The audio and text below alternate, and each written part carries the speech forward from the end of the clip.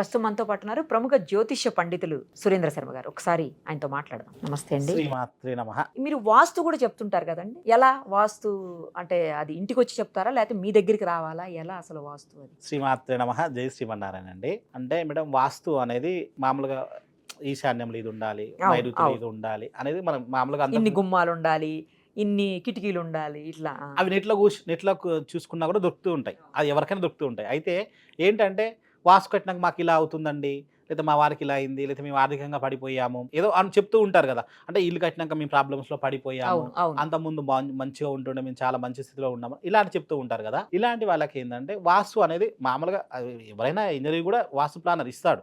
కానీ వాస్తు చూసిన తర్వాత అంటే ఇలా ఏమేమి ఉన్నాయో మనం సగం కట్టిన ముందే మనం ముందుగా చెప్తే వెళ్ళి చూసి రావడం జరుగుతుంది. వాస్తుతో పాటు అంటే అసలు వాస్తు ప్రాబ్లం ఉందా, లేదా నీలో జాతకంలో ప్రాబ్లం ఉందా? ఓహో, ఓకే. ముంచేవాడికి ఈ ఇల్లు కట్టిన వల్లే కాదండి.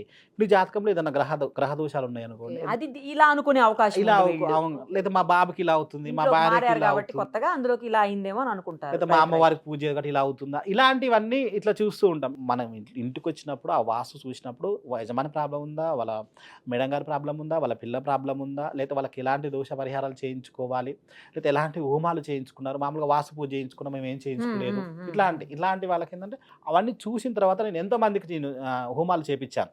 చాలామంది పెద్ద పెద్ద స్టార్స్ కూడా వెళ్ళి చేపించాను అన్నట్టు. అలాంటి వాళ్ళకు వాస్తుతో పాటు మీ ఇంటికి వచ్చి జాతకం, మీ అందరి జాతకాలు చూస్తాను, ప్లస్ ఇంకోటి న్యూమరాలజీ కూడా అందులోనే చూస్తాను. ఇవన్నీ చూసి మీకు ప్రత్యేకంగా ఇది చేయించుకుంటే బాగుంటుంది అనేది ఎవరు ఫాల్ట్ ఉందో అది వాస్తుపరంగా చెప్పడం జరుగుతుంది. ఓకే, వాస్తు ప్రాబ్లం ఉంటే వాస్తుని సరి చేస్తారు, లేదు ఈ వీళ్ళకి జాతకాలు ఏమన్నా ప్రాబ్లం ఉంటే దీన్ని సరి చేసేది. అవును, అట్లా ఆ విధంగా వాస్తు చూస్తూ ఉంటాము.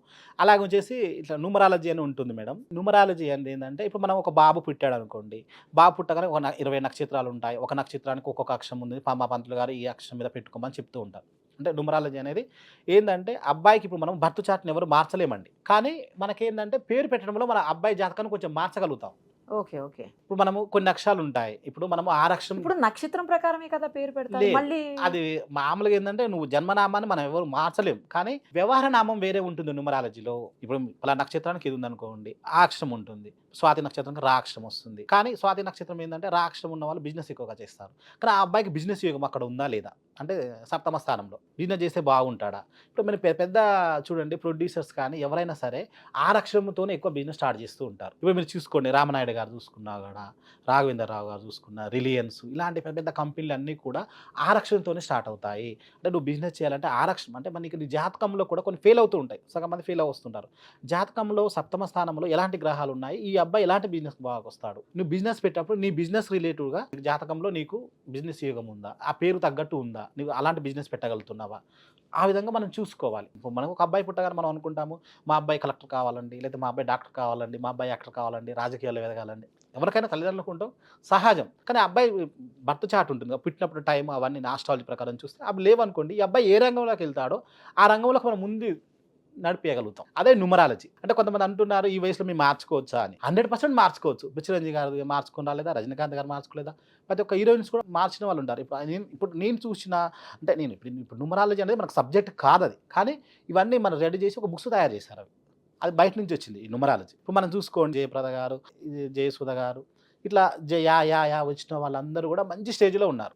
అక్షరం వచ్చిన వాళ్ళు మంచి స్టేజ్లో ఉన్నారు. 6 అక్షరం మీద పెట్టిన వాళ్ళు ఎవరు ఫెయిల్ అవ్వలేదు అసలు. రవలి గారిని తీసుకున్నా, రాశి గారిని తీసుకున్నా, రోజా గారిని తీసుకున్నా, అందరూ కూడా మంచి స్టార్స్ అయ్యారు. దీంతో పాటు ప్రయత్నం కూడా చాలా ఇంపార్టెంట్ అనుకోండి. అంటే ఆ అక్షరానికి అంత పవర్స్ ఉంటాయి. అంటే వాళ్ళ జాతకంలో ఇప్పుడు శుక్రుడు మంచి స్థానంలో ఉండి ఈ 6 అక్షరానికి తోడై ఉందనుకోండి, వాళ్ళు కళారంగంలో ముందుకు వెళ్తారు. ఇప్పుడు రియల్ ఎస్టేట్ చేసిన వాళ్ళకు బిజినెస్ బాగా నడవాలి అంటే కుజుడు అధిపతి, కుజునికి సంబంధించిన పేరు ఉందా వీళ్ళకు, ఇట్లాంటివి చూసి మనము ఈ చిన్నపిల్లలు కానీ పెద్దవాళ్ళకు కానీ ఇట్లా షాప్స్ కానీ మంచి పేరు సజెస్ట్ చేయడం జరుగుతుంది. Thank you so much. శ్రీమాత్రే నమః.